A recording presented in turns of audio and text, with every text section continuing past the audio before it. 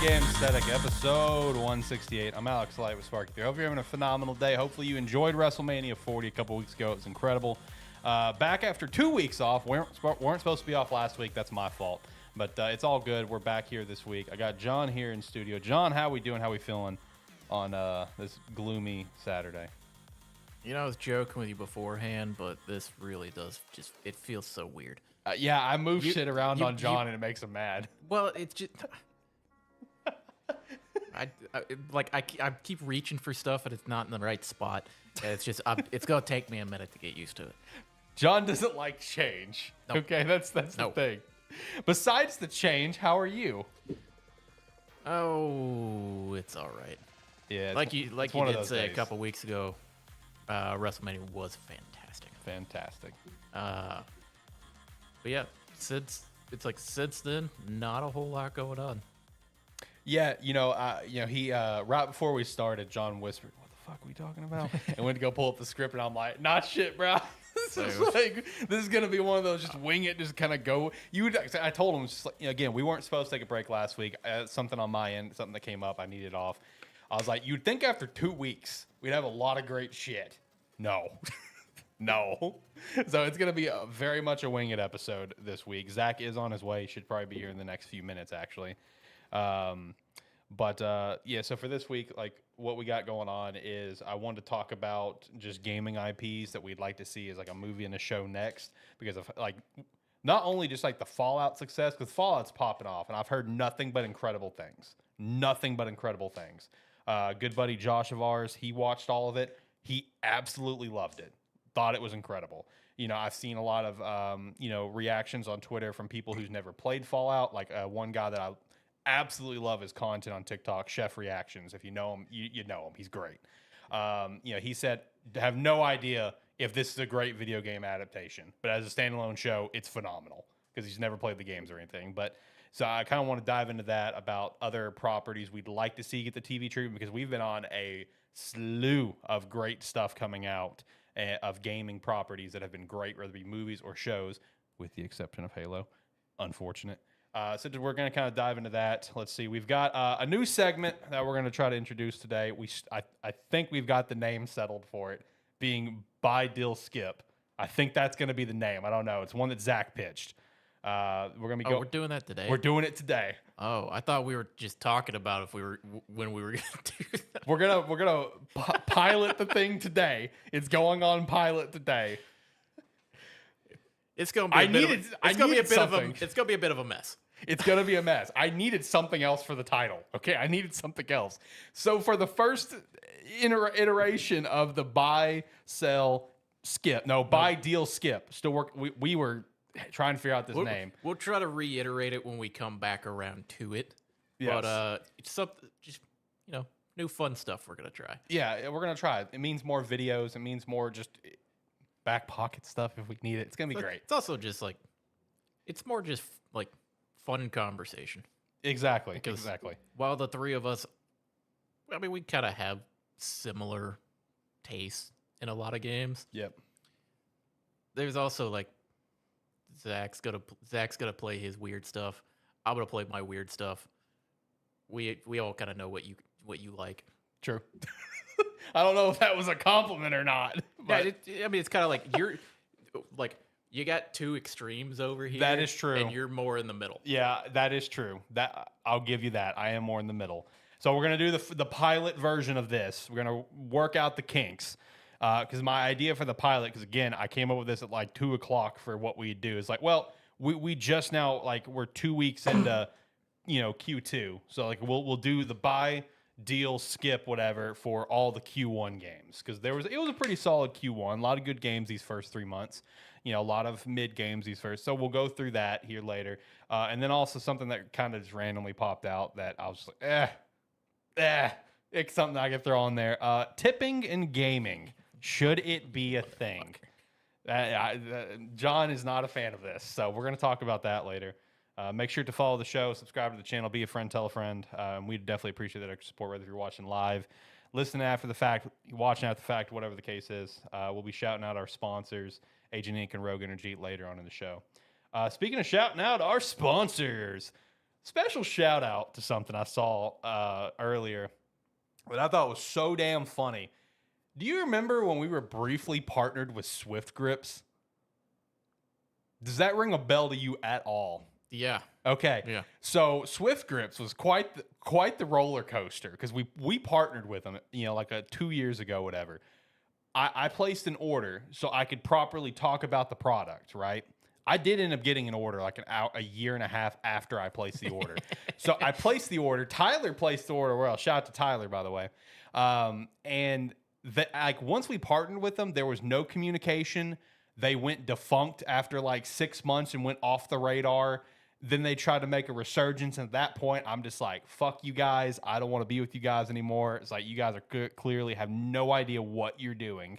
So I just I stopped. I took it off our website, never mentioned it again. They tried to make a comeback. It's so funny. They even messaged me again like 6 months ago. Hey, do you want to be partnered with Swift Grips? I'm like, bruh, you can just check your messages and see that you scroll up one message. You can see that we've done this before.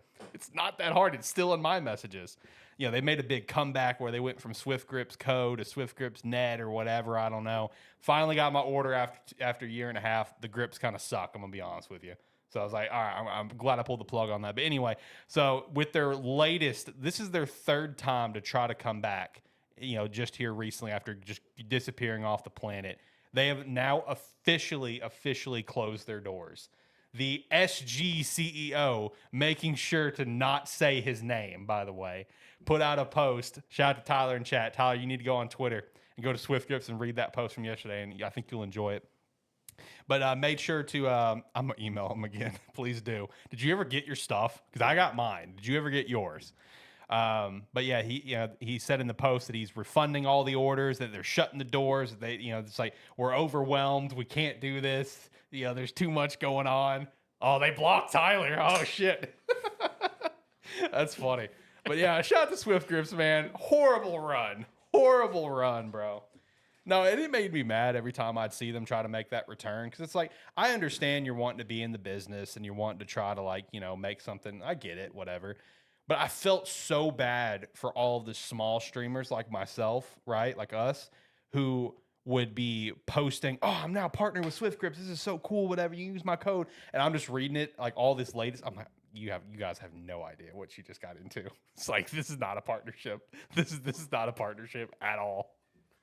But man, shout out to that. That was a roller coaster. I emailed them 20 times. I guess that was too much communication for them. Facts.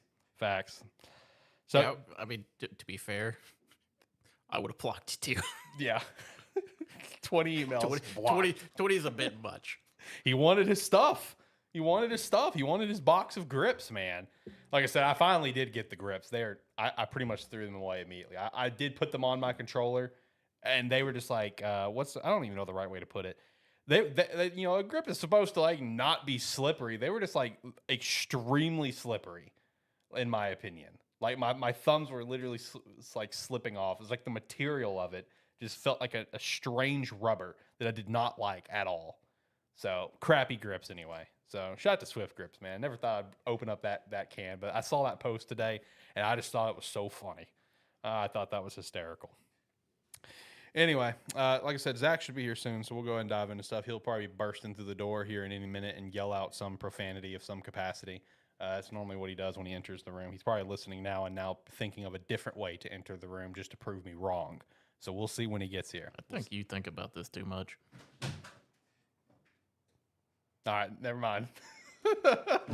Oh, is that my cereal box? What the hell? Oh, thanks, man.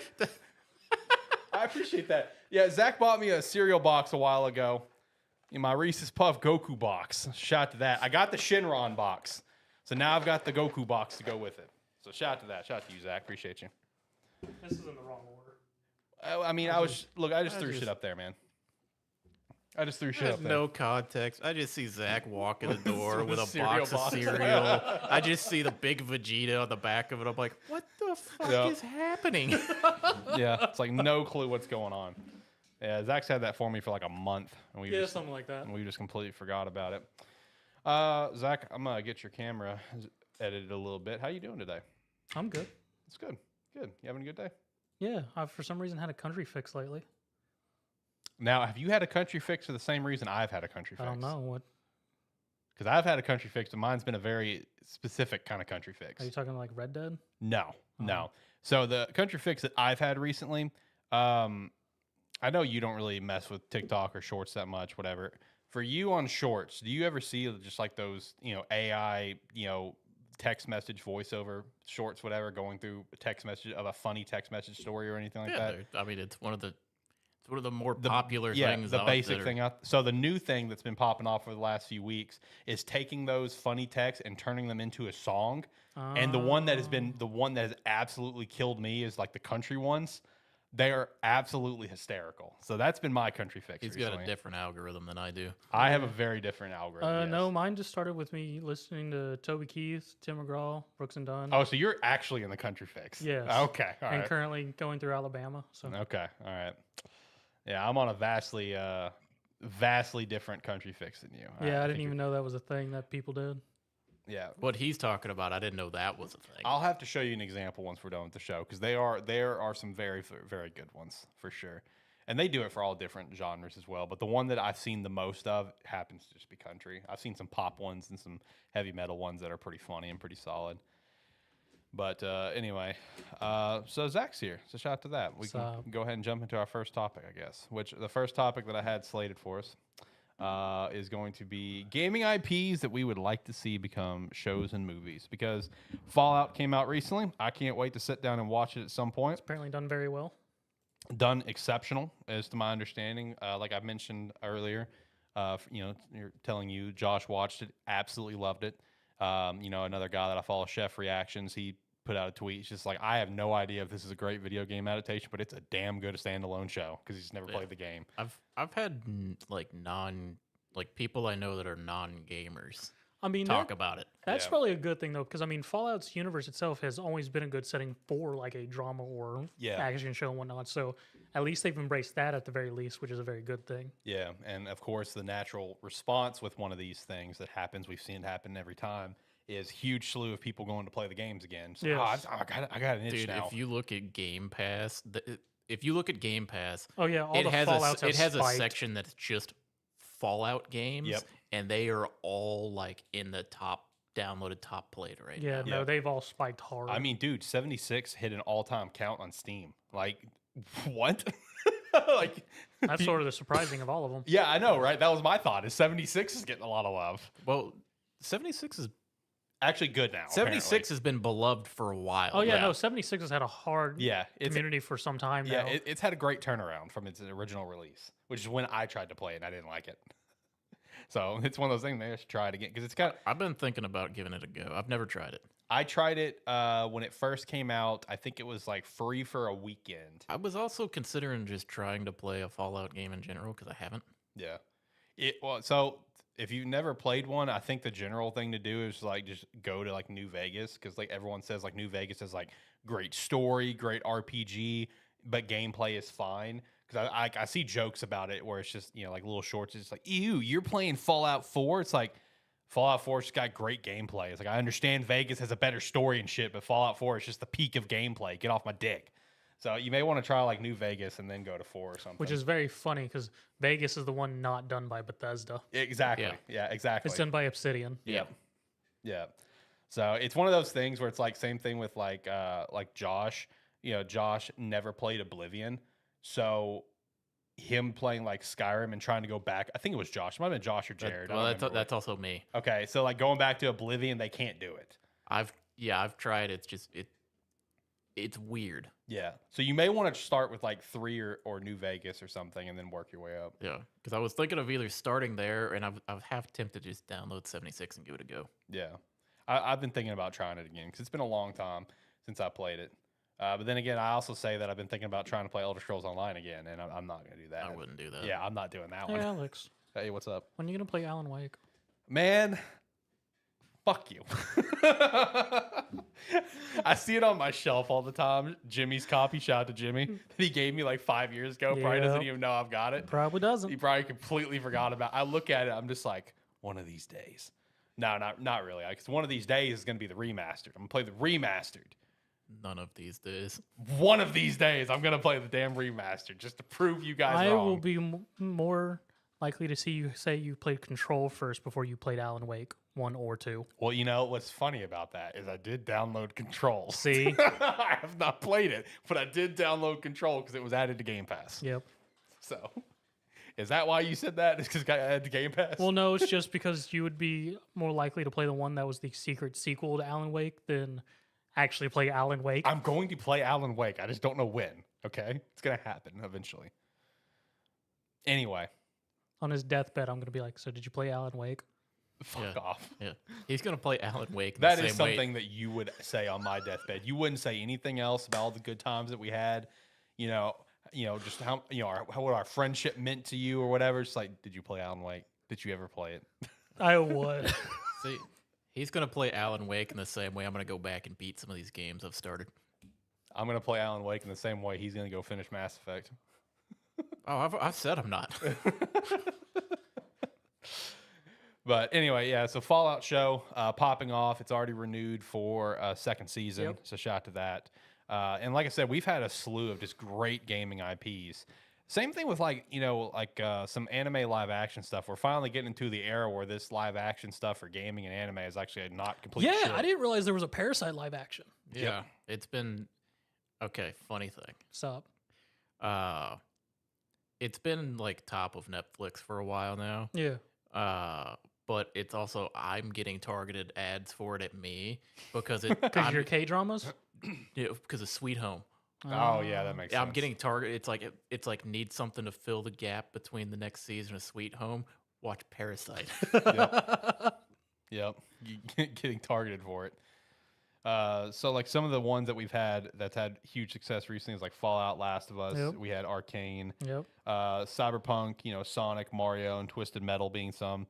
Twisted Metal, I didn't get talked about a lot, I feel like, but But it did get signed for a season 2. it got a season 2. Not a TV show, but a movie, the Gran Turismo movie. Yeah, that's right. That one's well actually- received. That was well received. I've watched it. It's actually really good. Oh, wow. Okay. So that's good to know. It's actually a fun movie to watch. All right. So there you go. Meanwhile, the one dumpster fire of it all is unfortunately Halo. So shout out to that. Yep. It got a renewed season 2, didn't it? It's got a season 2 coming, yes. The problem is for people that don't know anything about Halo, It was a good it's show. a decent sci-fi show. Yeah. For everyone who knows anything about Halo, they're just like, For actual fans of Halo, it's shit. what is this freaking trash heap you've given us? Basically. It's like because the biggest thing that everyone has is like Chief takes his helmet off, Chief fucks, stuff like that. Chief is not in the armor. Yeah, that's exactly right. And like the actor, it's just like, well, you can't perceive like emotions, whatever, with the helmet on. And it's like people immediately bring up clips of where Chief very Literally clearly any has Halo game. emotion with the helmet and stuff on, because it's like that's just how great of a character And he's voice written, acting. and the voice acting. Because it's like the poster for season 2 is literally like Master Chief without his helmet on. It's just like that helmet is the bread and butter of Halo. It's literally the icon. That come It's on, like- put it on. There is a reason why half the games end with Master Chief on a ship or Yeah, something, yep. and it cuts away or it backs up as he takes his helmet off. And Exactly. we just get a helmet. We don't need to see it. Yeah, we don't need to. It's all good. It's all good. That makes me mad. That show's a dumpster fire. But anyway, so I pulled. There's like a list of a bunch of different ones that's set for like movies or shows. So like 5 that I pulled was like Alan Wake's getting one. Shout out to you bringing up Alan Wake. God of War, we knew about that one. Horizon, we knew about that one. Mass Effect's getting one. I didn't know about this. Life is Strange is set to get one. I've heard about this. I didn't know it was I set to was get always anything. curious about it because, I mean, it could make a good series just because it's a drama in itself already. So, Yeah. I mean, and they could really, if they chose to, I doubt they will, intertwine it with the actual sets of stories we already have. Mhm. Yeah, it could be interesting because it's one of those where almost depending on, because like there's several different Life is Strange games now, but depending on which one you go with or which one you kind of go to, or if you want to interact with characters between there, man, you can do just about anything with it, Yeah. which is I mean, which is great. And even if they don't, I mean, each Life is Strange is pretty much its own standalone story. I was just thinking, do you Well, think they would just do a standalone story? for the show. That's what I kind of think, because they do standalones. They are standalone stories. Yeah. But inside of them, there's references to everything else that happens. Fair. Just to make it, just to let you be aware, like, yes, this is in the same universe and areas and whatnot. So. Yeah, because it could just be its own kind of standalone story with characters from like some of the other games. Yeah. Kind of just show up. Yeah. Or like they could be there, or it could just be someone in town referencing events that happened in one of the other locations. Which, I mean, I'd be perfectly fine with that. Yeah, so I mean, Life is Strange out of this list is the one I feel like the least concerned about it, because it has the most potential to just be good as long as they sort of keep the overall feeling and storylines that we gotten from Life is Strange of just a bit attachment to characters and emotional stories and things like that. As long as they do good writing with that one and have some decent character development, there should be no issue with Life is Strange. Yeah, that's the thing. Life is Strange is all character interactions. Yeah. There is one game on this list I'm fucking terrified of. Is it God of War? Oh, yeah. Oh, yeah. That's the problem. You know what would be the best curveball? Huh. They have it God of War. Everybody's thinking like new Kratos. Right. Old man Kratos on his in his journey. We get original God of War Kratos. I know. That would be sick. That would be wild. That'd be sick. You know how fucking down I would be for that? Oh, yeah. That would be so wild of a show. Oh, yeah. Because I could just see it where it's like the first trailer or something comes out and everybody's like picturing Kratos with his axe and everything, and it's just angry, hunched over Kratos, chains on his arms, literally ripping somebody in half. Yeah. and people are just like, huh, that doesn't look. This isn't the daddy Kratos It's that like I know. it's like they don't see the big beard. It's just like the little Stubble. stubble and everything, and it's just he's just yelling and angry and killing. And then odds are they do like the Ghost of Sparta storyline. Oh, right. It's a good storyline. I mean, it is a good storyline. It's a good storyline. It's not a good game. Yeah. Yeah, it's big. You could have a great story in a bad game. It's a very easy thing. Tyler said, give me Horizon or Ghost of Tsushima TV show. Well, Ghost of Tsushima is going to be a movie. It is. Yep. I wouldn't want to see Ghost of Tsushima as a TV show personally. I feel like a movie is much better. I feel like for a movie, It would get drug out way too much of the TV show. Now, even though there is that current show Shogun, which is in that same era, which is doing good, but hey. Yeah. No, and Ghost of Tsushima movie, I think is actually looking pretty promising just because like cast wise, they're staying true to the cast. But also, I don't know if it's like set in stone, but the director has gone at length saying he wants to shoot it like an old school samurai movie where it's like black and white and shit. He wants to do it so bad, but I don't know if he ever got the green light. I don't know how I'd like that because the color and like kind of the color and the art style Of Ghost of Tsushima is what made that game. Yeah. I mean, doing it as a black and white, I could see how they would do it, but I feel like it would be a bit of fall off for the audience just because at least include it in scenes. Just because of how old school of a style that is. Yeah, it is very. Yeah. I at least have it in some scenes. I mean, that would be fun. That would be fine. Because that would go with the whole spectrum of just Yes. the pictures that Ghost of Tsushima painted for us. Right. Because I could see like cutting to the old black and white art style and that, like, imagine like when you're doing the duel sections of the game, cut that to black and white and have it like slow it down, make it more intricate, do it in that older style. I'd be perfectly fine with that. But the overall world, I wouldn't want to necessarily. Yeah, and having the entire black and white grayscale, the entire film. Yeah. Tyler says he plays the game in black and white with Japanese sound. Shout out to that. I mean, you can play the game hey, that if way. that's what you feel like, go for it. Shout out to that, man. I respect that. I dabbled in it. I tried it, but I played it for maybe 20, 30 minutes. And I'm like, all right, I want to see the pretty colors again. I'm going back to that. And then I know some other projects, like, of course, we've had Witcher that's been overall fairly successful. People are kind of pissed off going into the last couple seasons, because Carville's not part of it anymore. But that's neither here nor there.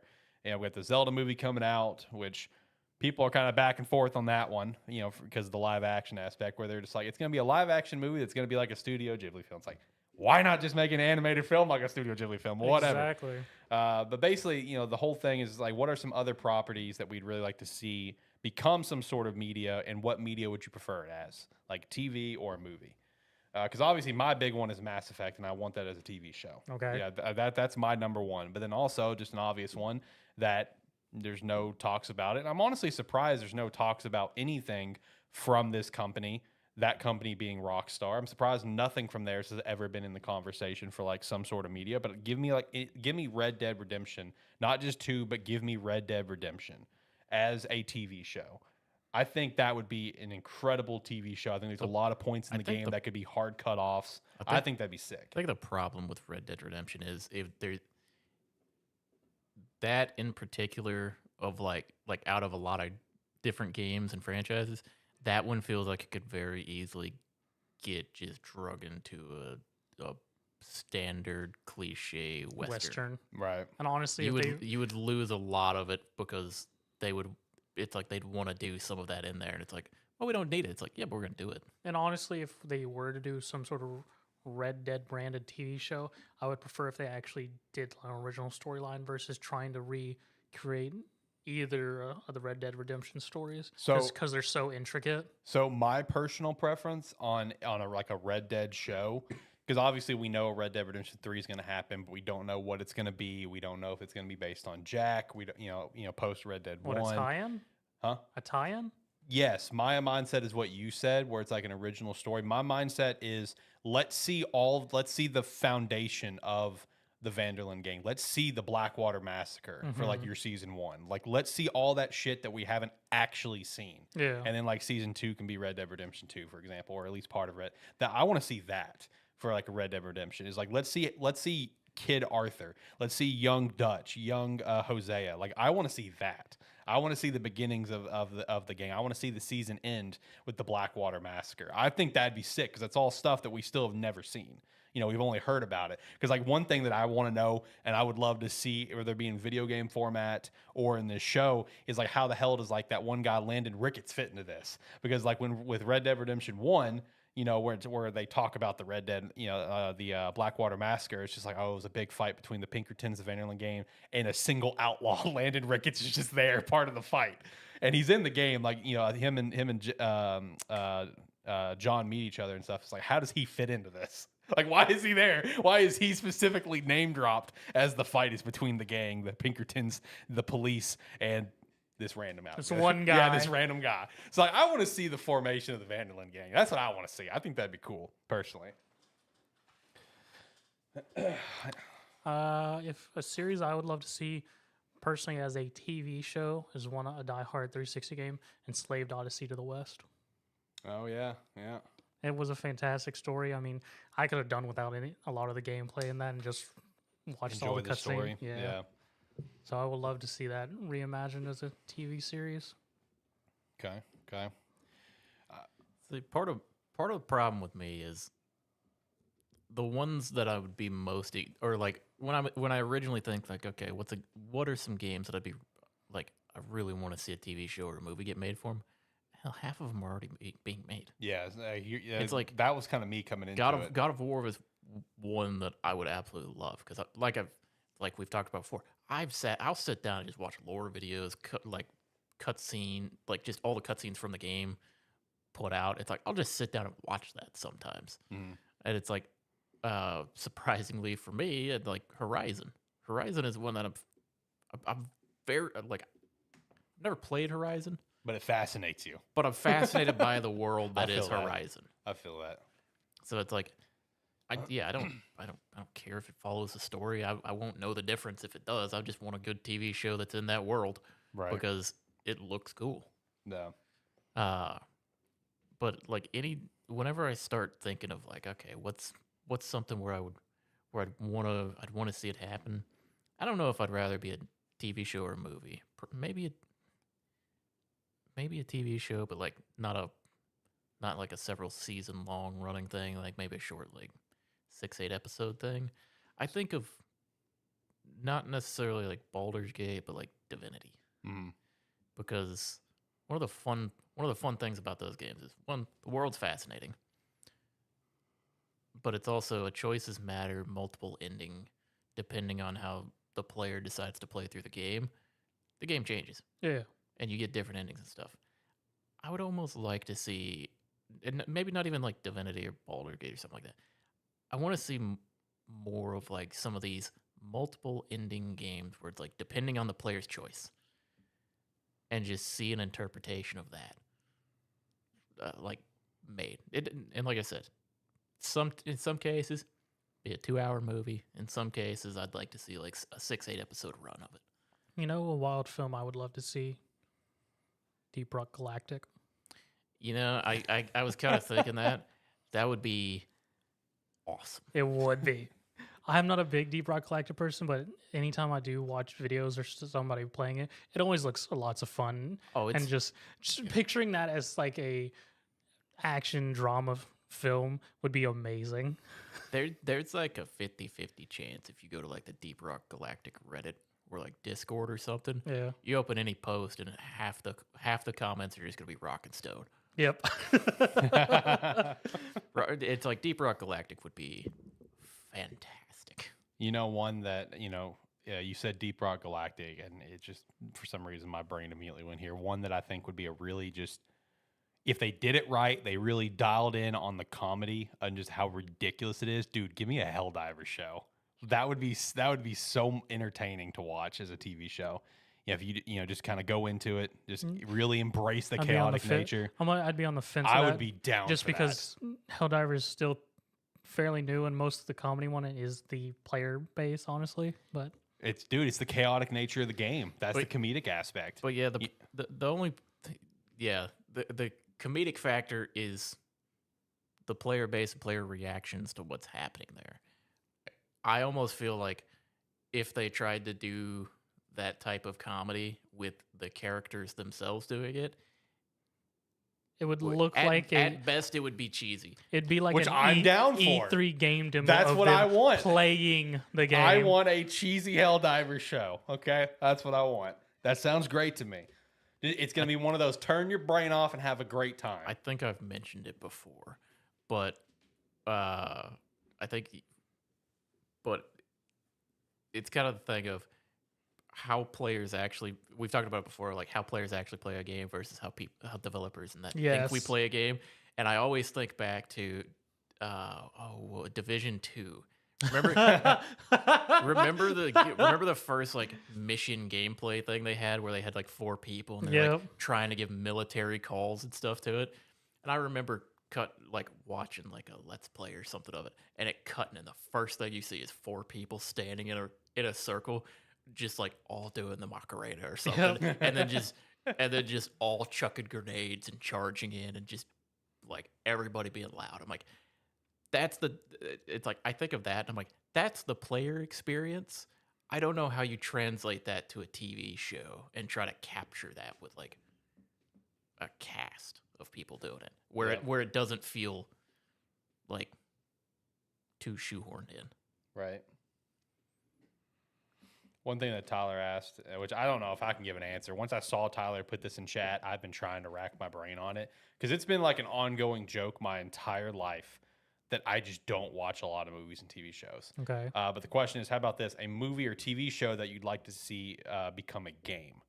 And also, how do you think that would be as a game? I don't know if I'm the right person to ask that, just because, like, dude, I just don't watch many shows and TV and movies. I'm a basic bitch. I watch what I like, which is my superhero stuff, my slashers, and then my animes. Okay, like I'm pretty basic when it comes to my TV shows and my movies. So I've been trying to rack my brain since I saw that comment, and I don't think I got anything. I'm gonna be honest with you. Black Sails. It could be the pirate game I always wanted to, and be what Skull and Bones wish it could have been. I did not include it on the script, but apparently there's a Skull and Bones live action project in the works. Oof. I know. Unfortunate. Black Sails. Black Sails. Okay. All right. There we go. Because like I really can't think of one.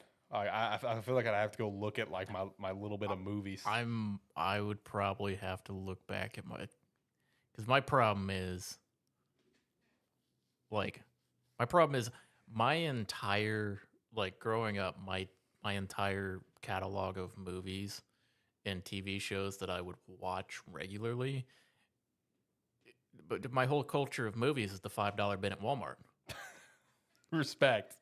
Because that's all the movies I had pretty much. It's like if I was buying a movie, that's what I would buy, and it's not usually the good stuff. Yeah. But I would. It's what I would have, so I'd watch it over and over and over again. Yeah.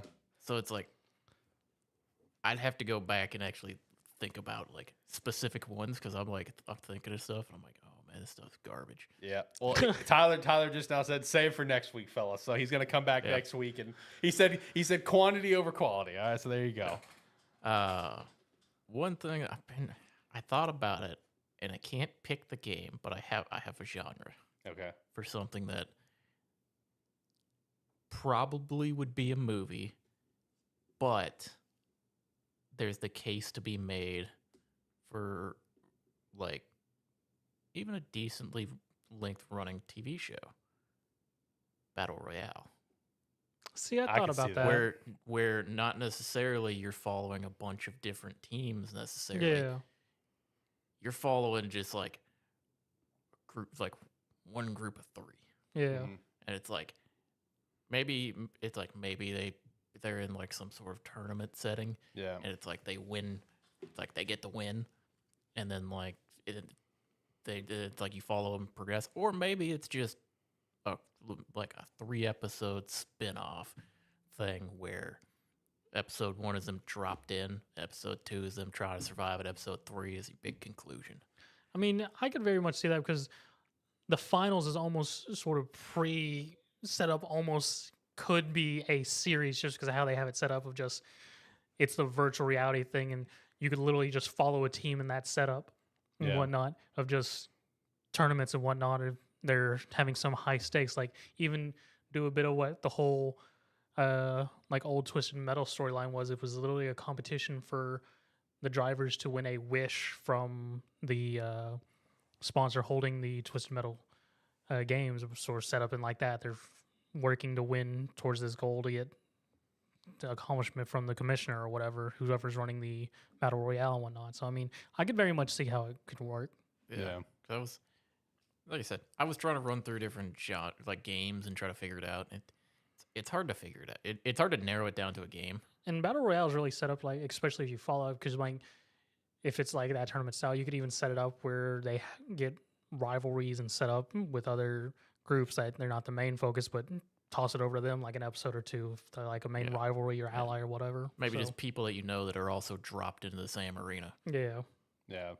Now, as a non-player with 2 former players, like with that genre, what about just Apex Legends? Would that make a good show? I have no clue. I was considering Apex. The problem with Apex is it's weird. It's weird because each team can pick between the roster of people, so it'd be weird to well, they do have a storyline going within Apex. It'd be weird to try to explain. Is the thing. And it gets weird because there is some time shenanigans. There is some high stakes lore because, I mean, technically the teams based on the lore are smaller, but it's also a weird thing of like some of them have died, but they've come back due to technology in that world, so they can die and respawn.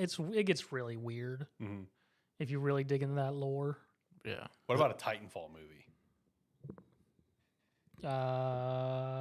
Maybe I'd have to redig through Titanfall lore, but I mean, maybe you don't. I mean, you don't have to necessarily base it hardcore on the lore. Yeah. You know, just make it on the property in some capacity. Do your own story. I just love Titanfall. Okay, give me something Titanfall again. So does most of the community, because if you go look at Apex ratings now, it's all just people going, the game's bad, give us Titanfall 3. I want Titanfall 3. Yeah. You just want a big mech movie. Maybe. Go watch Pacific Rim. Yeah, that's what I was about to say. That's a good movie. So, I can't really think of anything else because I know like some others that I've said in the past is like, you know, like just like in the Nintendo world as they're wanting to get Daytona, further. USA. Cruising USA. No, there's a Daytona too. Give me Cruising USA. Give me Cruising Blast. Yeah, see, the problem I was running through is I was looking at racing. I was thinking of racing games. I was thinking of sports games. Yeah. The problem is it's hard to have a compelling story with it, or like to make a cohesive story with it for like a movie or something. The only one I could think of would be like the Crew and literally just building up a racing crew. Well, it's like that's why like Gran Turismo worked is because of it's following a true story of like something that actually happened in like this weird case scenario. So it almost seems like you need something like loosely based on a true story or something like Crew where it's like Yeah, we're trying to get in. We're trying to work our way up. Yeah, Yeah. Tyler says Army of Two. Army of Two, I think would be pretty cool. that could be a good one. Yeah. You know, and then Army of Two. All I know about Army of Two is me and Zach played the 40th day. We played the 40th day demo a couple times, and then we never played anything beyond that. Correct. You know, when it comes to the Nintendo space, I've said before, Metroid and Star Fox would be the only things I really want to see in show or movie capacity. I think those would be really sick. You'd more likely get a Princess Peach show for. Oh, I know. Oh, trust me, I know. But no, Army 2 would be cool though. What about It Takes Two? It's already kind of a movie in its own way. Nah, I wouldn't really touch that one because it's really its own whole complete thing at this point. It's kind of perfect. You know what I Yeah. mean? As it is. I wouldn't touch any Hazelite stuff because they've sort of. I mean, you would really just be rehashing. You really would, because like those are already kind of perfect as they are. You know what I mean? And with some of those, you would lose some of the intensity without the gameplay stuff. Right. Yeah. No, I can't think of anything else right now that I would like to see become a TV show or movie. Yeah, I know one that's always been talked about is Gears of War. Dave Bautista wants to play Yep. Marcus Phoenix, which also shout out to like just the state that Gears has been in from like its heyday of the trilogy and stuff and everything beyond. Because like I you know, for some reason I'll randomly get in like the TikTok algorithm where it's just like a guess the character, where they're from, or guess the logo when we pop it up, and it's like on a tier. It's like we'll give you 3 easy, 3 medium, a hard, and an expert level. And one of the recent ones was like gaming franchise, and I got all 10 right. But it's like one of the first ones under easy was Gears of War, and I'm reading the comments, and like everyone's like, "What the hell is Gears of War?" And other people, it's just like, for the people asking what Gears of War are, it breaks my heart. And I'm just like, bruh, that makes me feel old as shit if people in here asking what Gears of War is. I mean, it's still ongoing, but I understand it's just not as popular. Yeah. I mean, But like, come on. I mean, to be fair, I have zero knowledge or attachment to Gears of War. That's fine. But they didn't even know what it was. It's like, John's I don't- experience was he was I forced don't to play even- it with a bunch of I drunk don't fucks. even really know what it is. You know it's a game. Yeah, I know it's a game, but they're all games. You're looking at a category of what's the gaming franchise. Yeah.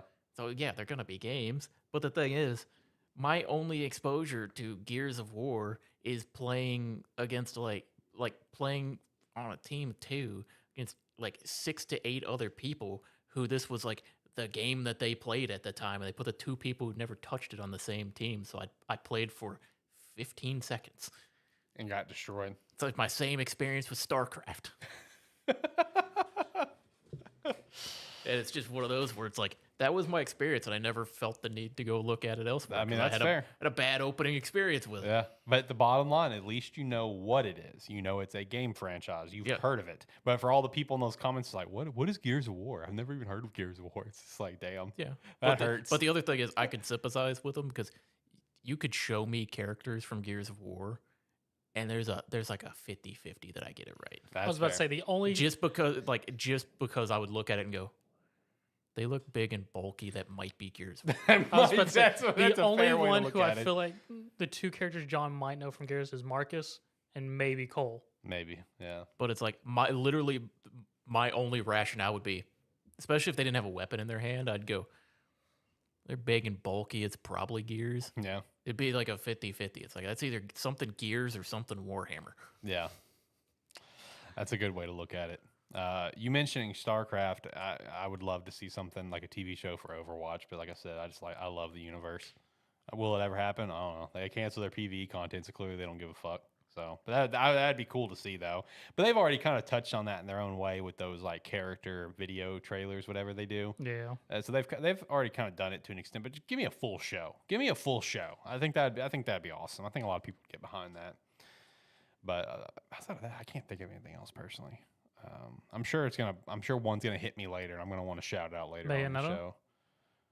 No attachment personally, so I mean, I could see it being a good show though. You know, lots of interesting lore, but I could see it being a good show just based on the very, very, very little that I know. Yeah. I could see that one being pretty entertaining. All right. I'm going to shout out one of our sponsors. Let's go with Rogue Energy. You can use our referral link down below. Promo code Sparky3 to get 10% off your order. Whether if you want to pick up the hydration line like Dragon Fruit Mango, the brand new chill line to help you relax after a long, stressful day with strawberry hibiscus, or the energy line, whether it be the tubs or the cans. I recommend the black cherry lemonade in the cans and stuff like Rocket Pop, Strawberry Kiwi, Great Popsicle are all some great tub flavors as well. Use the referral link down below.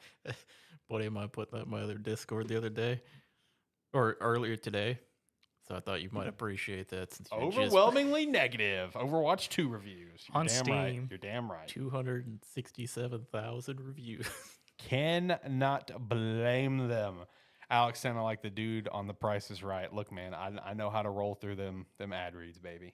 When the time comes and I can actually do ad reads where I'm getting paid for it, Bubba, we going. I'm out here. I'm practicing. All right, I'm practicing. I'm getting ready for the day to come.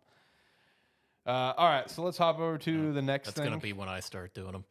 I mean, hey, do you want to do some ad reads, Bubba? No, later. Okay, all right. I'm letting you prepare to be able to do them, and then I'm just going to take it away from you. Do it. Hey, feel free, man. You're not going to bother me. We're getting paid. You know, if we're going to get paid to do an ad read, I ain't give a shit who reads it. Let's have fun with it. That is the one thing that I really want to do. Whenever the time comes, we can do some ad reads. So let's have fun with it. You know what I mean? Just within the boundaries that we still get paid. Yes, let's have fun with it. You know, some of my favorite ones out there is, man, I absolutely love Team 4 Stars ads. Love them so much because they always turn it into like some sort of cinematic like experience. Like, and they've talked about it before. It's just like whenever we do ad, we just want to have fun. We just want to do something stupid. So like they do one of the VPN services is I think it's Shark. Okay.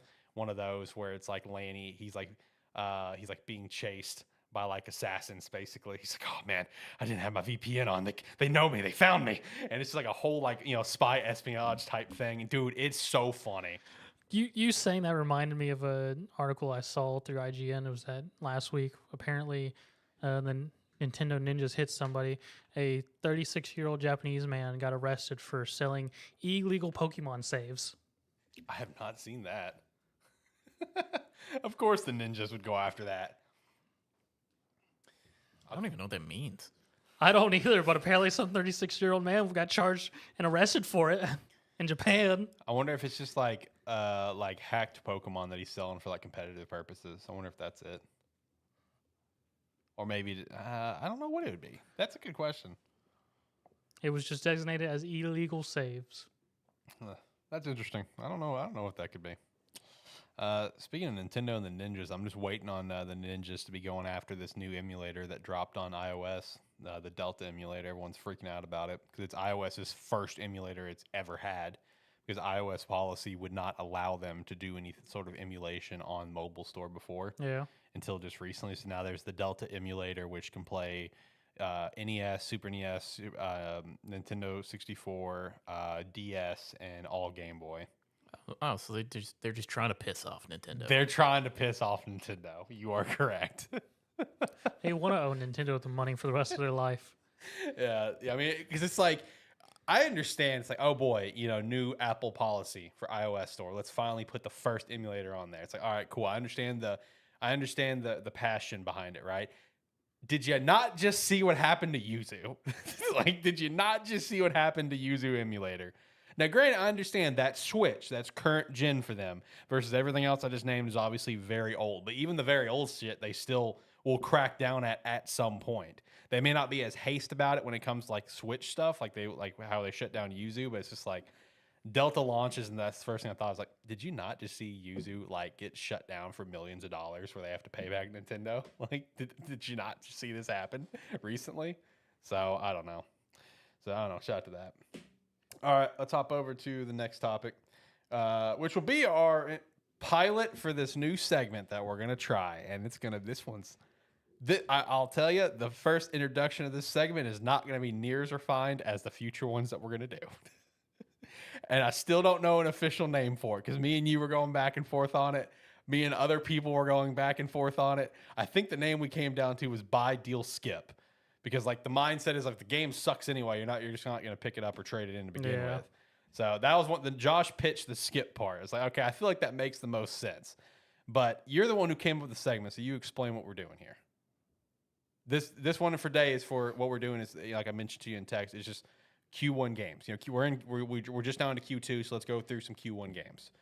So, you know, what do we got going on for the segment?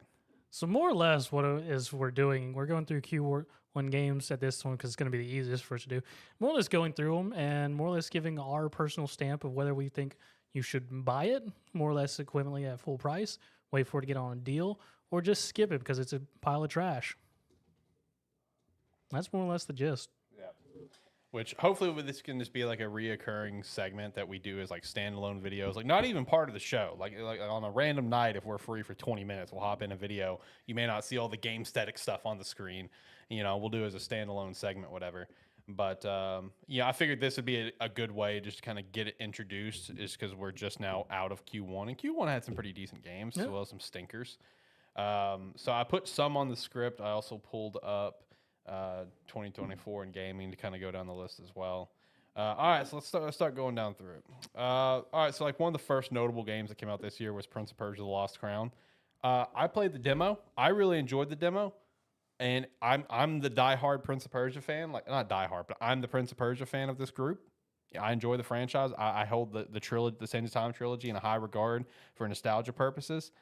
This is one that I'm waiting for a sale for. Not just because I've been broke recently. I wasn't as broke as I am now in January, and I still passed on it. It's just like, it's a fun game. Do I see myself beating this the moment I sit down? No, I don't. So this is one that me personally wait for a sale. I think it's worth the play. The gameplay is phenomenal. If you like, Metroidvania style game, if you're in the mood for one, then this is definitely one to pick up. A lot of people, when this came out, it's like sneaky game of the year contender. Now no one talks about it. Not surprisingly, it's first month. Of course, it's going to happen. But I would say for this one, wait for a sale. Then of course we had Pal World. Buy. This might be the easiest buy on the list. Yeah. I'll be honest, based on how Pal World is and everything with it, and now that we're past the hype, I would personally say sale. Well, the thing is, it's like, are you saying that just because there's less hype around it right now? No, I'm saying it more because of just what the game it is itself. Unless you're just dying for a adventure, monster taming crate adventure, I don't personally find it as a curious buy just because what the type of game it is. It is a very good game for a sale pickup just because you don't have to spend as much money. You're going to sink tons of time into it. And depending on when you pick it up, probably during whatever sale's on, it's probably got a new update. Well, here's like one thing with me. I say buy, and because I am the one here who put, I the most hours into it. I put a shitload of time into this game. I say buy because the easiest reason why is this is one of the few lower price point games that we've had come out. Yeah. In the last few years, it's like a $30 game. Yeah. Like for $30, I played this game for like 150-ish hours, maybe more than that, maybe closer to 200. And the entire time, it's like, this is one of the few games where like when I wasn't playing this game, like I was thinking about playing the game. If I stopped to take a break from the game, I wanted to go back and play the game. This is one of the few games that's come out like in the last, I'd say few years even, that it's not a game made for anybody but the group of people who are going to be playing it. Yeah. This is made for the person to playing the game. Because it's, if you picked it up on sale, you're getting one of the, even at normal price, you're getting one of the best deals that we've had in the last couple years. Picking it up on a sale, it just amplifies that. Plus, we're at the point now where they have started releasing more and more updates for it. A lot of the quality of life stuff has come in since then. New Island's supposed to be coming out summer. Yeah, it's like they've released their first like big major update with like raid bosses and stuff like that. So, in my opinion, this is an easy buy. So one buy, one sale, Alex? I mean, alternate plan, you can also get it on Game Pass, like I did. That's But not what this show is. I know. It's like whenever we. Don't even throw that in there. I know. I think I'm in the boat of. I think I'm in the boat of sale. But I'm also not like you, and I did not put as much time into it as either of you guys. So I think I'm in the boat of sale. I think. I'm not sure. It was a lot of fun, but it just didn't. I don't know. It didn't keep me longer than 15 hours, which is still pretty impressive for me at this current stage of my gaming career. So I guess shout out to that. But I think I'm in the boat of sell. But I don't know if you know what? No, hang on. I'm gonna say buy just because it's not that expensive anyway. It's only $30, right? Yeah. Oh, yeah. I'll I mean, if you can get it for a sale for like $15, $20, then yeah, absolutely. But even $30, it's not that But bad. like I was saying, as it is, it's one of the best deals we've had come out. Yeah, If that's if fair. it goes on sale and you pick it up on a sale, it amplifies that more so than Yeah, that's most fair. like $60, $70 games that we Yeah. have. That's fair. So I say buy, but if a sale comes up and you see it there, yeah, pick it up. Right. So where's your stance here, Alex?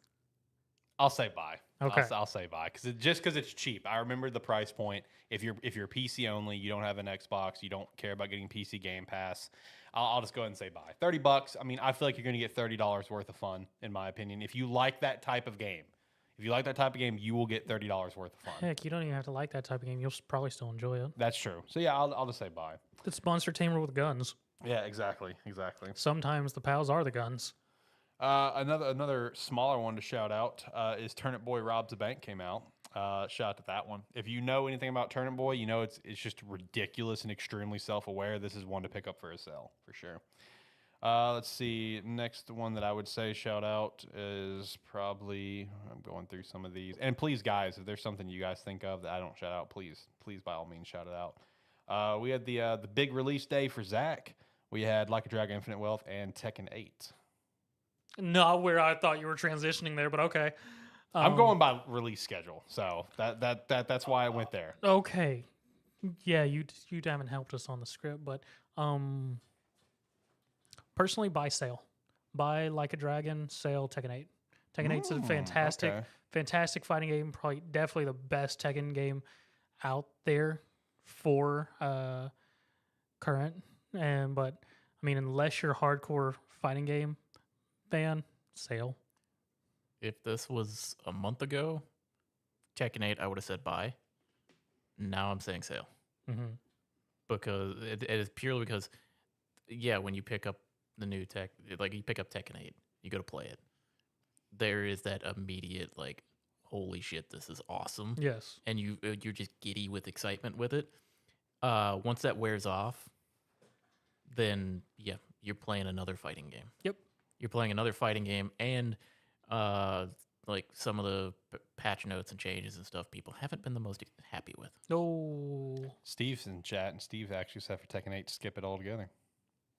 I mean, that's his take. He's not on the show. Yeah, Steve, you're not on the show. Where you at, buddy? He also said Pal World sale. So there you go. Now we're split again. Again, he's not on the show. I'm not keeping a marker for Steve in chat. If he wants a marker, his ass can get on the couch. Yeah, you can come sit on the couch and sit with our Josh pillow that never gets any love anymore. All right, so let's see. Did anyone see anything about that Song of Nunu game, League of Legends story? It was received well. Okay. I mean, so far every little Riot game. every sub little genre game that's come out League related, people have loved. So far as it stands, for Riot, music's still number 1. Their subsidiary games number 2. The actual Riot games is somewhere like 6. Yeah, That's fair. as someone who looks at a lot of these like sub games that they come out with and thinks they look cool and would like to play them one day, they are sale games. Sale games. There you go. Steve also said, "Wow, dude, that hurts." Hurting his feelings. Come confront him about it right over here on the couch. I was about to say, we got a couch, buddy. You know what time we do this every week. Let's see if I got the camera. See, we got a couch, buddy, right there with your name on it, my friend. You can sit right there by Josh. I'm gonna put some more disc plates up. We got a little mic stand with the mic not on it. You can come over and hang out with us, buddy. Have a It'll good take us time. all of like 5 minutes to set up that mic stand. That's true.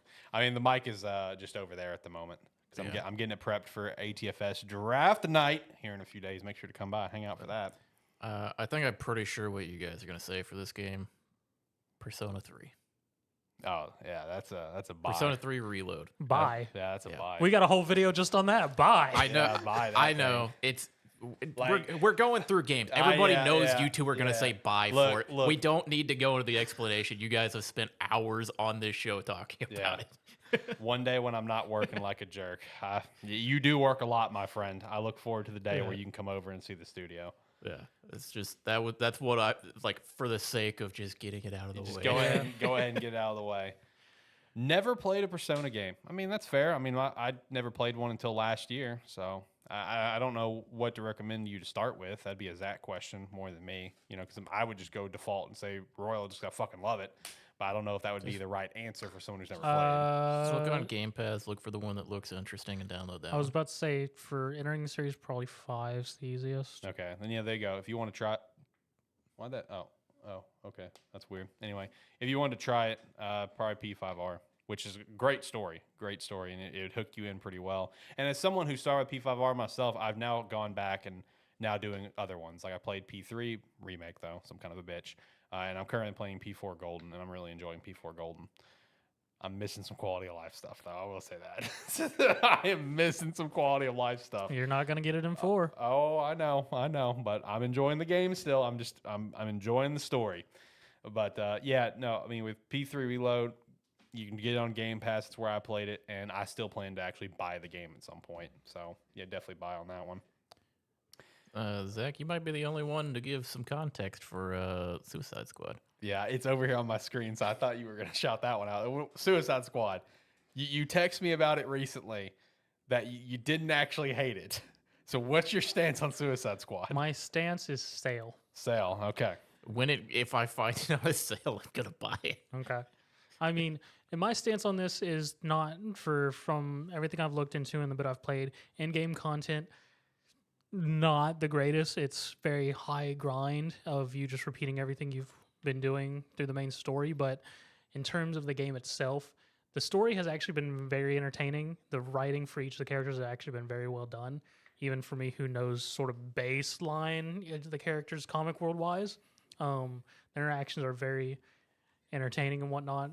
I've actually laughed quite a number of times, and just that, at least on the writer's point, they didn't take it very seriously. So because the only character taking anything serious is Waller, and she's supposed to be the serious one. Mm-hmm.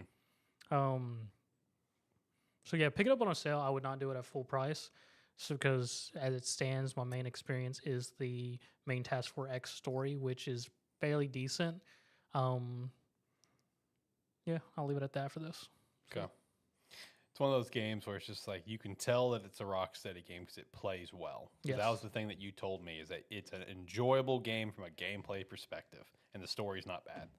That's more or less what you told me. Yes. So, let's see. Next up, Helldivers 2. I mean, I think that man, if you got an itch for a new multiplayer game, I'd just say buy it. I mean, I'll caveat this. Co-op, buy. Solo, sale. I could agree with that. I agree with that stance. The only person that wouldn't agree with you would probably be Steve? Diaz. Because when I talked to him about it, because he plays it, he's like, dude, I don't give a shit if I'm playing co-op or solo. It's fucking great. I love it. Well, Yeah. it's a thing of it's a game made to be able to be played Yeah. by yourself or solo. I liken it to Deep Rock Galactic. You can play it solo. You can play it multiplayer. It is way more fun to play multiplayer. Steve says buy in all caps. Steve does play Helldivers too, and he loves it so much. Like, he'll tell me whenever I bump into him at his store, he was just like, yeah, man, I see you guys start up the show on Saturday. And I'm just like, man, I need to go pop in. And then when my boys will call me up, it's like, hey, man, you want to go fight for democracy? And I'm just like, hell yeah. He just completely ditches us. Hey, that's fair. That's fair. Yeah. Helldivers is very much a fun game. Yeah. No, I want to get it. I just haven't had the cash to spend on games recently. But I would say for the average person, if they're going to play it solo, wait for a sale. If you have friends that are willing to jump in with you, then 100% buy it. So one game that came out in February that I was really excited for, I still really want to play it, and that tells you where my stance is on it. Wait for a sale, and that's Banisher's Ghost of a New Eden. Coming out with this game, I was so scared it was going to be one of those games like, Immortals of Avium, where it looked cool to me and it was just going to flop like Yeah. Immortals did. No, this game was received extremely well. I was about to say, based on everything I've seen and whatnot, I would personally say for a new IP, buy. Yeah, I would. Yeah, exactly. To try to support it. You know what I mean? Because I think this is from Focus and someone else. I don't remember who.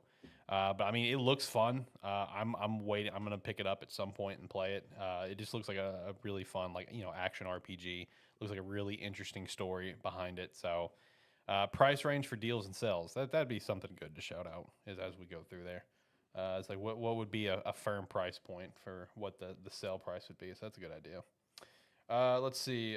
The next notable titles that I see here for February would be like Mario versus Donkey Kong and Skull and Bones would be the Skip. next ones, and I would say skip for both, unless you have extreme nostalgia for the original Mario versus Donkey Kong. Skip it because it's literally just a remake of that one. It's nothing new. And then Skull and Bones. Well, Yeah, skip. Skull and Bones. Play Skull and Bones if it comes to Game Pass, so you can try it and see what the dumpster fire that it is. Oh, if it comes to Game Pass, I'm 100% trying. Oh, I will try it for sure. I'm still skipping it. I will 100% try it if it Yeah, goes but to Game Pass. I played Redfall. That's true. He did. Pacific Drive. This is like a roguelike, I think. Something like Buy. that. Really? I don't even know. Do you even know what this anything? Like, are you just shouting that out, or do you actually have you been following this one? I mean, I've been following it a bit. Okay.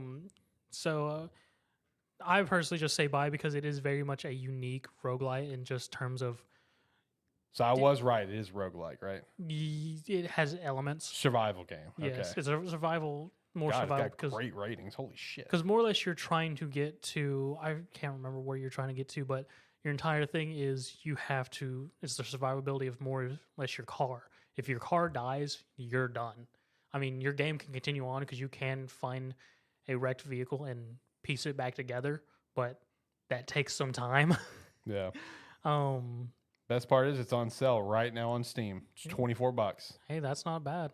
But me personally, for a new style roguelike experience with roguelike elements and just survivability and scavenging, buy. Okay. All right. Shout to that. And like I said, it's on sale. So if you're going to buy it, now's the time, baby. All right. Let's see. Going through the rest. Final Fantasy VII Rebirth. I mean, if you love Final Fantasy VII, love Final Fantasy, it's a buy. If you're just kind of lukewarm on the franchise, just a sale. Yeah. I'm in that boat of where it's Anywhere like, from, I would say a good sale price for that would be anywhere from 25 to 50% off. yeah. I mean, because I've still never played Final Fantasy VII, like legit. So it's like it's whatever to me. I mean, I got a copy of it somewhere. yeah. I mean, as far as these remake Final Fantasy VII games go, I mean, when they're all out, if they put a collection together, I might play it then. Yeah, a collection would probably be a good way to go many years from now.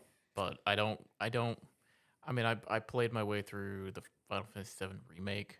I mean, not all the way through it, but it was kind of one of those things where I realized, like, decent ways into it, I was like, I'm really just playing part of a game right now. Yep. And then that's what I was like, that's when I kind of dropped off. I was like, I don't see the point in finishing this right now. Because why do I need to go through and spend the time to beat this when I'm going to need to wait 5 more years to play the next part of the game? Right. Let's see. I think the next big notable one would probably be Unicorn Overlord, and I'd say buy. Me personally.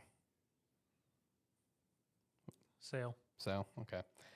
I really enjoy it. I'm just still in that damn Persona mood. Which I mean, gone back to 4 I now. enjoy Unicorn Overlord as well because I've played quite a bit of it now. But I mean, from just a main perspective for just everyday consumer, I'd say sale. Okay. WWE 2K24. Sale. So, Yeah, everyday consumer sale. yeah. If so, you're a big wrestling guy, it's a buy. But Yep. if you're a big wrestling guy, you probably already bought it. Or if you just have a hell of an itch for GM mode. Yep. It's like, yeah, that one might be the most self-explanatory for True. Same thing with like MLB The Show 24. Yeah. Game Yeah. Pass. There you go. Game Pass. That's not an option, damn it. See, this is the same struggle whenever we introduced good, bad, trash, and we were going through all the NFL teams, and we wanted to say for some, they're kind of like in between. It's like, that's not an answer. You pick good or bad. I almost argue that it is half of an answer on this because MLB is only on 2 consoles, and on one console you are required to have Game Pass to do anything online, and the game is available on Game Pass. So what does that categorize it as then? it categorizes it as it's on Game Pass. Why not play it? I'm chucking that as a buy since you have to buy Game Pass. Yeah, but I mean, if you're Xbox, you're pretty much required to have Game Pass. It's not Xbox Live anymore. It's like you have to. Is it have not? It. No. It's all Game Pass now.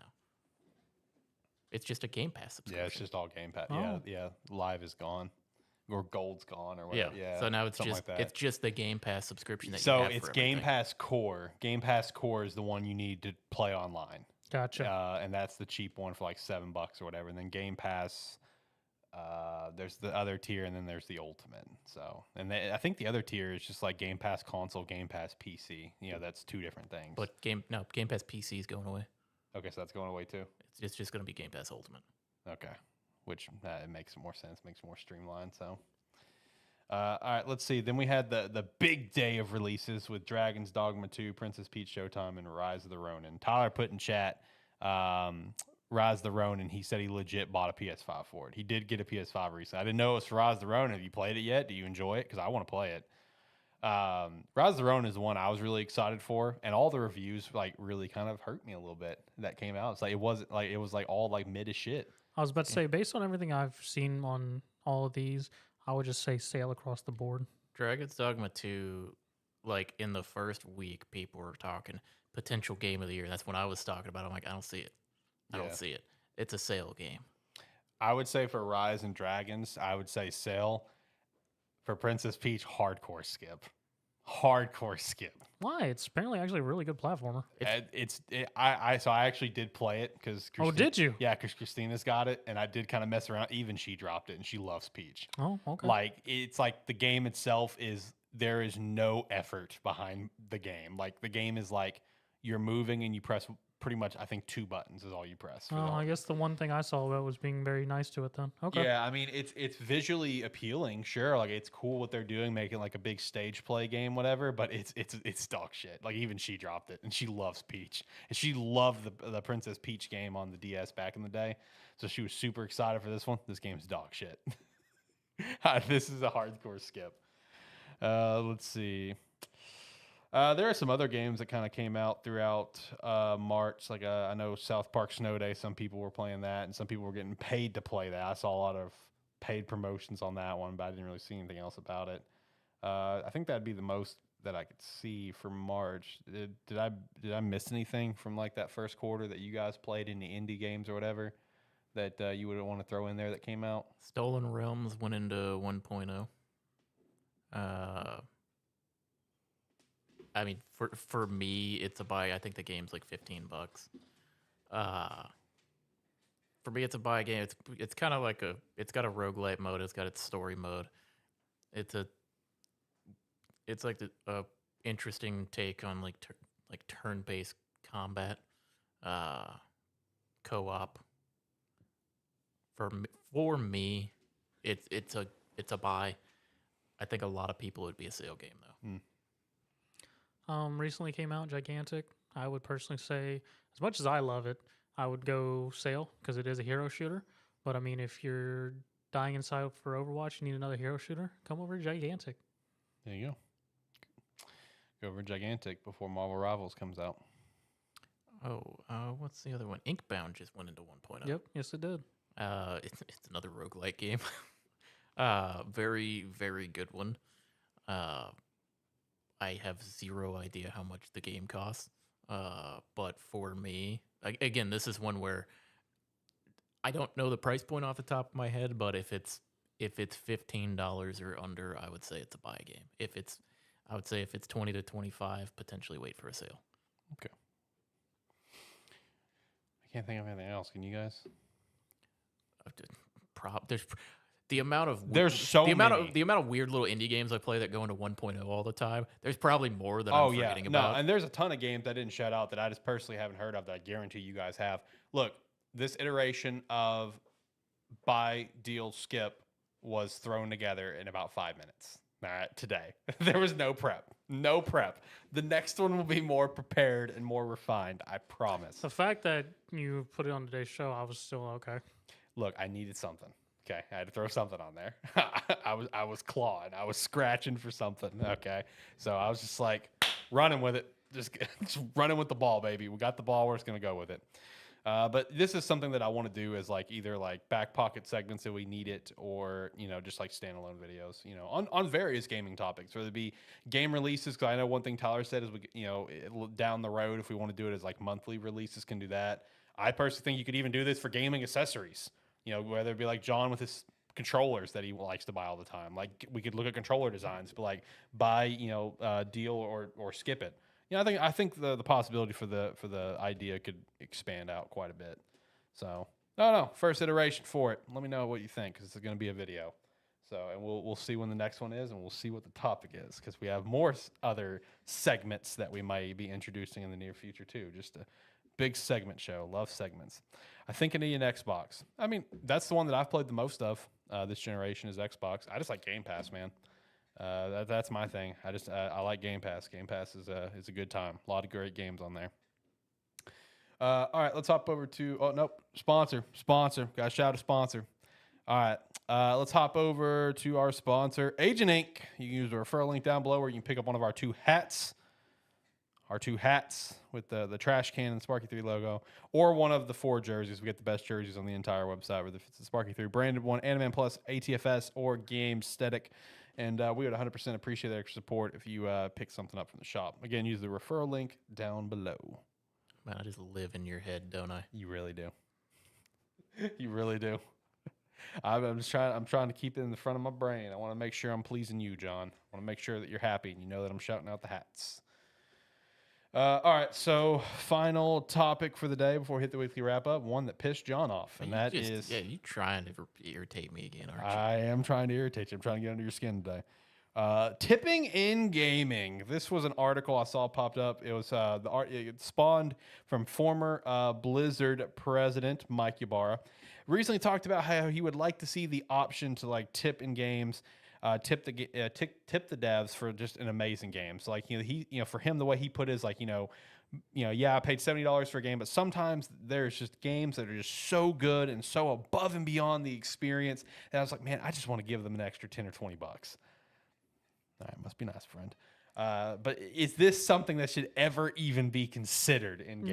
No. Does anybody have anything nice to say about this? No. I mean, that's legitimately just another microtransaction, something that the gaming community already absolutely despises. Yes. I mean, when I first saw this, I was like, explain this more thoroughly to me. Because, I mean, in no point do I see a large majority of gamers being like, yes, this is a good idea. Are there going to be those others who are going to think like Mike and be like, yeah, I would give a little bit more for this amazing game I've played. Mm-hmm. But they are going to be in the large minority. I mean, a large minority. Yep. Because most gamers in point are like, I've bought the game. That's my tip. Why do I need to buy more? That's my tip. I bought the game. We've barely gotten to a point where people are accepting that DLC. People still hate DLC. Oh, yeah. We're going to talk about that in the weekly wrap up here in a minute, too, with one particular game coming out this year. I was going to say, you know what like really pissed me off about this is the attitude is, oh, we made a great game. You should give us a little bit of extra money. It's like, that just implies that the goal is not to make a fucking great game. Yeah. The goal is to just ship something out. They don't give a shit. If they want, like, they think we need an incentive to make something better. No, it's like, because we've talked about it multiple times. Look at the quality of games that have come out from smaller studios, indie developers that get massive community support. Because what did they do? They made a great fucking game. And a lot of time, their game is cheaper. People don't mind. Yeah, if you have some sort of microtransaction in the game, even if it's not like mandatory. Think of Helldivers. Helldivers has the option to buy stuff in the Yeah. game. You could also just play the game, grind it out, earn all of that stuff. Or here's like Gigantic, which I've been playing, is you buy the game, all the skins and whatnot you can unlock for the characters is all in-game currency. There is no microtransactions. Everything is done through in-game. Once you pay that 20, I think it's actually $30 I don't remember. for the game, it's you got it. It's all there, and they're at this point in time, all updates for future maps and characters they've said is going to be free, and there is no DLC. But yeah, just the idea that, like, that in his mind, oh yeah, they actually made a good game. It all you're saying is nobody makes great games anymore, and that the few standouts should be given a little bit extra. It's like, well, hell, all of the games we have right now, the price is already continually increasing. People are already having to shell out more money than they ever have for games. It's like, what's the point of being like, okay, well, we're going to make a great game, but we want you to give us a little bit of extra money, or we'd like you to give us a little extra money. It's like, no, just make a fucking good game. That's what your job is. And he's like, oh, I'd like to be able to give the developers some more money. What? That just implies that you're not paying your developers enough. Yeah. This is an ex-president. It's like, oh yeah, I'd like to see them get paid more. That's your fucking call, buddy. Or that was your call. You're the one who made the decision not to. And also, like, when it comes to the idea, and look, I understand, like, he meant it, like, in a passing way, but it did sparked up some convo. But, like, you know, I look at it from, you know, a $70 game that was an absolute banger. So my first thought is, like, something like a God of War Ragnarok. If I tip, like, $10, that's not going to the damn devs. Let's be honest. It's $10 for how big of a dev team? So they all get, what, like 5 cents? Woo, great tip. Now, I could see a realm where it's like, I'm not against, like, maybe tipping, like, a literal small indie creator if they have, like, one of them. I forgot the name of the site. Like, the tagline for it's always like, buy me a coffee. It's like Ko-fi or something like that. It's kind of similar to a Patreon, but it's not like a monthly thing. You can just go in and literally just tip them some money. You know, different small creators will have something like that. I could get behind something like that. I can get behind being a patron for an indie creator. That's fine. But, like, you know, tipping something like, if, you know, me trying to tip Red Dead Redemption 2 or tip Sony Santa Monica for God of War, Insomniac for Spider-Man, it's just like, oh boy, I tipped $10. Every dev gets 3 cents. It's like, all right. Well, it's like indie developers are the one place that something like this, in a way, would make sense. Yeah. But even then, a lot of times, an indie developer will put their game out in early access for free. Yep. And then as people play it and they see it get some support, they're like, do you guys, a lot of times you'll see a post, it's like, hey, the final product of this game I'm gonna have to charge people for, so you're gonna have to pay for it. Yep. And then it's like you see people jumping in there going, dude, I'd pay $40 for this game. Or it's like I'd pay like X amount for the game. And it's like, that's the thing, is you make a great game and people aren't gonna worry about, like, paying whatever price for it. Yep. You got to start with the good game. You can't just make a game and then go, hey, this one's great. Y'all want to send some extra money over? Or like have the attitude of like, that should be something that's thought about. It's like, no, what should be thought about is just make good games, and you make good games, you're gonna sell more games. It's like that's what we've seen in the past couple years. I mean, the biggest thing with what we've been seeing over the last year is just the games coming out not fully bug fixed and whatnot. Yeah, We're just constantly having issues right off the bat. I mean, Yep. developers, if we got back to a spot where games came out at least in a partial working order without a huge bug right off the bat, that would be a heck of a thing that people might even consider tipping if this was a thing. Right. Because I know that's one thing John always bitches about. It's like games just coming out as a mess, especially those PC ports. Well, it's the thing of like it's the same attitude. It's like, yeah, it's like, we'll just release something and fix it later. We're gonna sell it anyway. right. It's like, yeah, but then you just have a bunch of bad will, and then you look at the few examples we've had. It's like you look at Helldivers, you look at Lethal Company. It's like these games have blown up with community support behind them, and that hell, you want to look at an example of a big, like a giant project released that was no additional charges, no additional anything. Every update has been free. Massive project. Scared, like, before it came out, scared the shit out of people.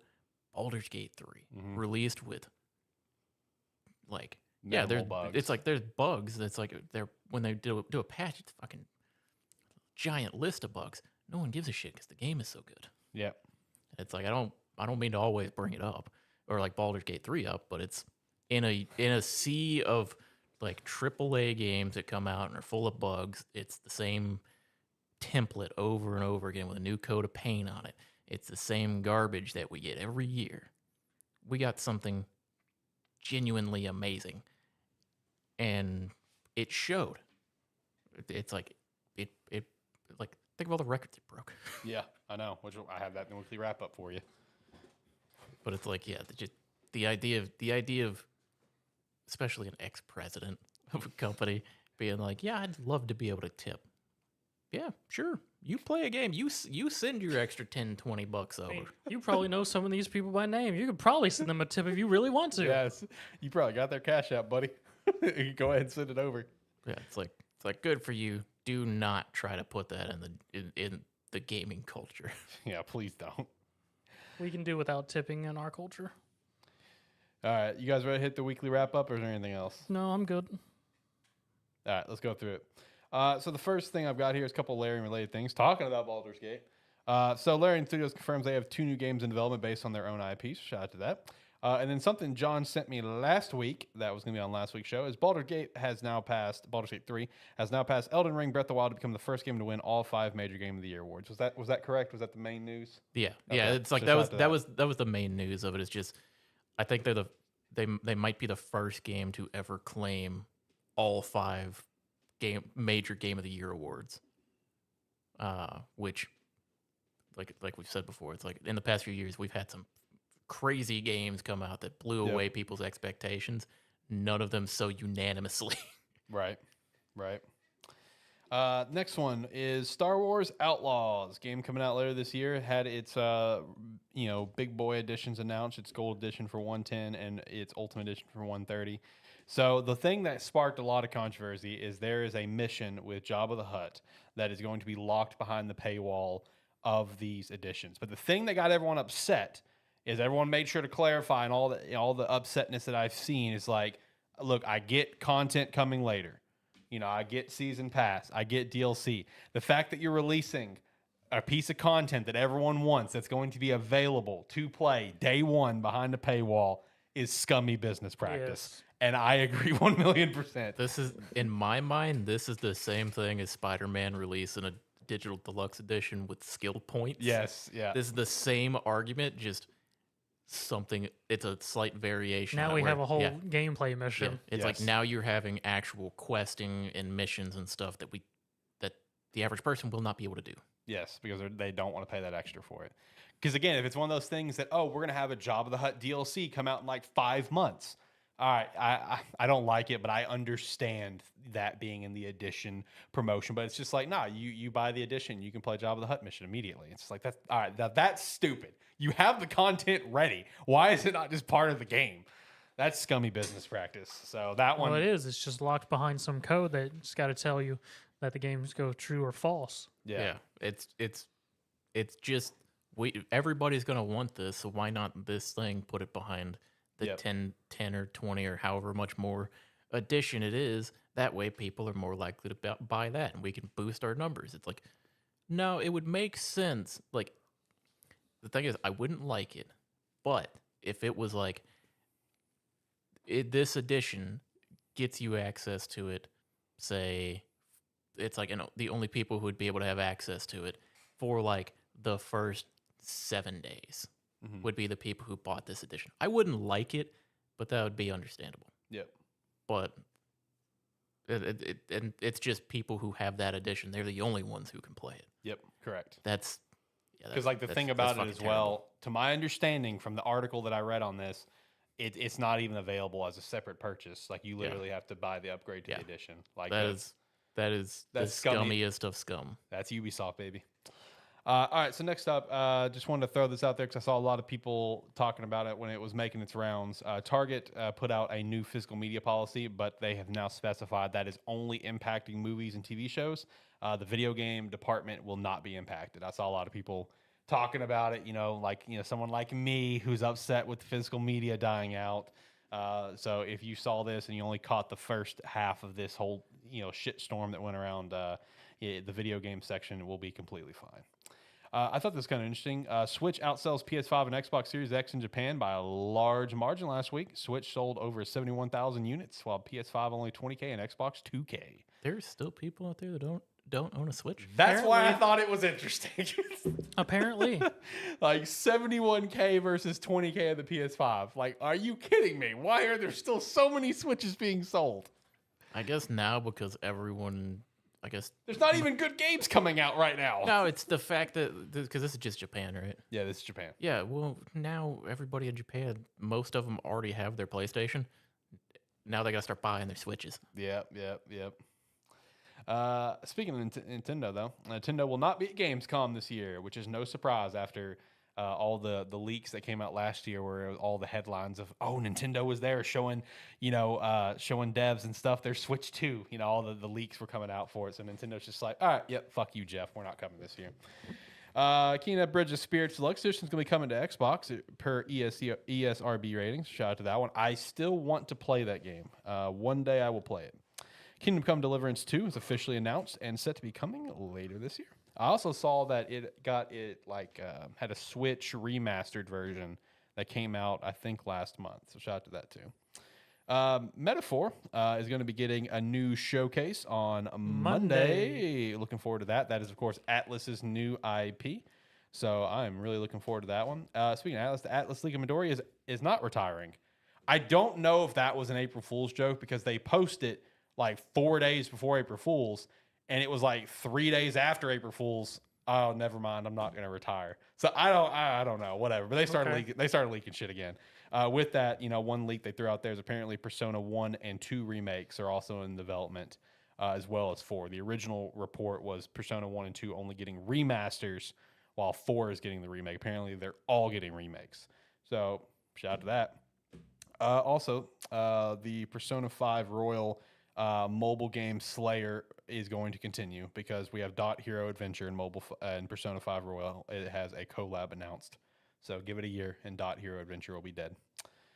Persona 3, I guess the first mission will be ported to PC and Switch. Didn't even know this was a thing. Apparently, it was a mobile game back in the day. Zach, did you know about this one? I wasn't playing mobile games back then, so no. Well, I just didn't know if you knew about it from just general knowing of Persona lore. Apparently, it's a mobile game prequel based on, I guess, the 10 years. Yeah.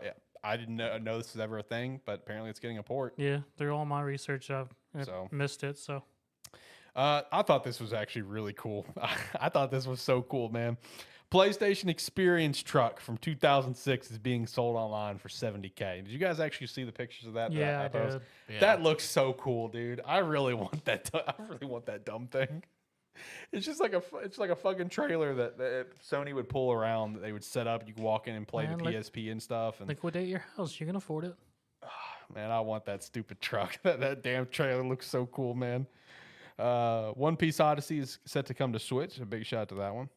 Skybound Entertainment is raising money for a new AAA Invincible game. Has raised over $500K currently, but their goal is like $5 million. Shoot, Invincible's definitely been popping off after its Prime shows. That's on Prime, right? Yeah, it's on Prime. Season 2, the first half of Season 2, I think, just came to a close. I think the second half of Season 2 is coming later. Because, I mean, I know there's several spin-off games I've seen on Steam people made, and then there's a mobile game, too, as well. Yeah. Invincible's good. I need to sit down and watch Season 2. I haven't watched it yet. Hazelight Studios' new game will be announced later this year, so that's a big hype on that front. And the most hype thing to come out this week in the news world is Keanu Reeves is voicing Shadow in Sonic the Hedgehog 3. I am so excited for this. This is going to be the greatest movie in the history of films. It will if Amy dies. You need to relax, okay? It's too tough. No, she doesn't. Yes. No. Yes. No. Stop being negative. I'm not. Somebody needs to become an edgelord for In terms of like talking about Sonic, you know, we haven't had an episode since WrestleMania. Did either of you guys see Knuckles at NXT Stand and Deliver? Did you see this? Did you see? No. Okay, so did you watch NXT Stand and Deliver?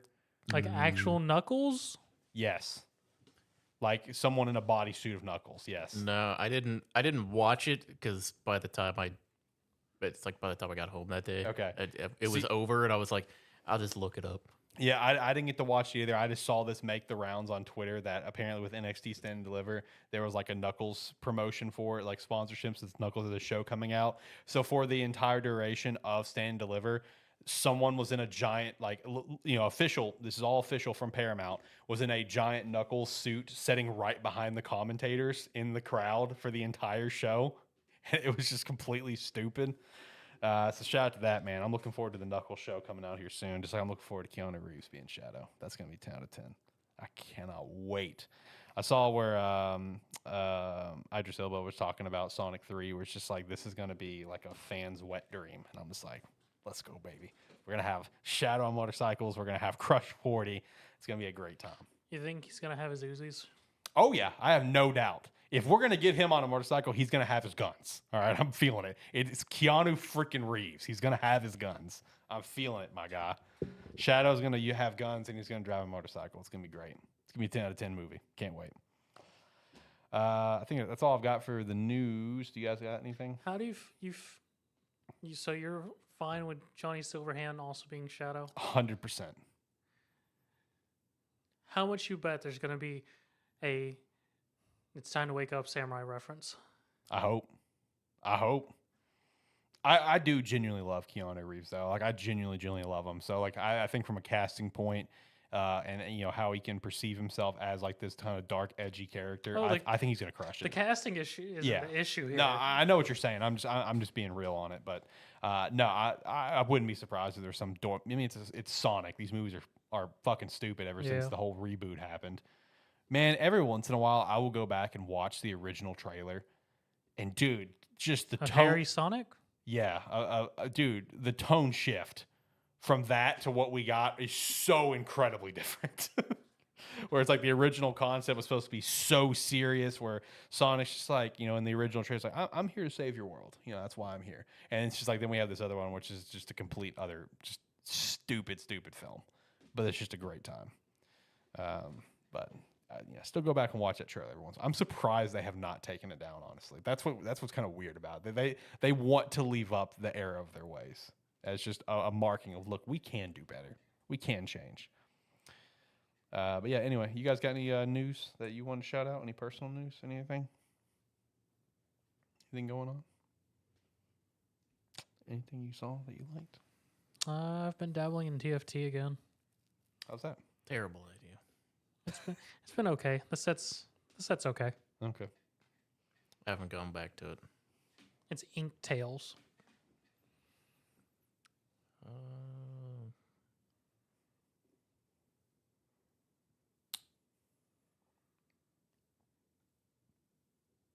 No, I've played a couple early access games, for like very early access, like alpha games. Don't remember the names of some of them. They got potential, but so if more updates come through over the next few months, and they have more play tests and stuff for them, I'll definitely be shouting them out then. Because I've found myself as like, you're the mobile game guy who gets into everything. Yeah. I'm in so many betas on Steam. I find myself in the early access section. Yeah. Constantly, like the demos and everything going through them. Oh, Evercore's not dead. Oh yeah, I was gonna shout that out too. I saw that they changed the game. Evercore has, after shutting down their servers and whatnot, have switched over from the competitive team dungeon crawler to a 3-person PvE dungeon crawler game, which still seems interesting to me. I'll be curious to see where it goes. Yeah, I forgot about that. I saw that popping off all over Twitter. I meant to include it on the script and talk to you about it. Yeah, I saw that. That looks pretty cool. Shout out to that, man, because Evercore Heroes looked like a really awesome game that I never got to play. It's unfortunate. I might be more down for that. Yeah. Yeah, than what it- once I than what saw it it, I was. immediately thought it'd be up your alley. I might be more down for that than what it was, because It was odd. like the PvP aspect of it, or like the team based like challenge aspect of it, seemed out of place. Yeah. Which they've more or less taken the PvP out of it. As far as I could tell from their Discord and everything, it is solely PvE going forward and teams of 3. Mm-hmm. Shout out. Love to hear that. I got nothing else. You guys ready to hit the music? Get out of here. Sure. Okay. Like, comment, subscribe, rate, whatever your platform allows. It does help. If you enjoyed our new segment, let us know in the comments somewhere so if we can yell at Alex or not. Thanks. Bye. Yeah, do everything he said and more. And yeah, I have a feeling over the next few episodes or something, we'll be trying something weird, probably once a week or something. So yeah, that sounds fun. Come check it out live with us next week. We do these about Saturday, 6 p.m. Central Time, somewhere in there. Usually, unless something changes, which hopefully it won't. But you know, check us out on our website, sparky3.com. You can sign for free or sign $5 a month, and we appreciate the extra support. Just like we appreciate the extra support, you can check out some Rogue Energy with the referral link down below. Promo code Sparky3 to get 10% off your order, as well as Agent Ink. Use the referral link down below and pick up a jersey or one of our hats. And we will be back next week and have a great time there. Thank you so much. Have a great day. Bye.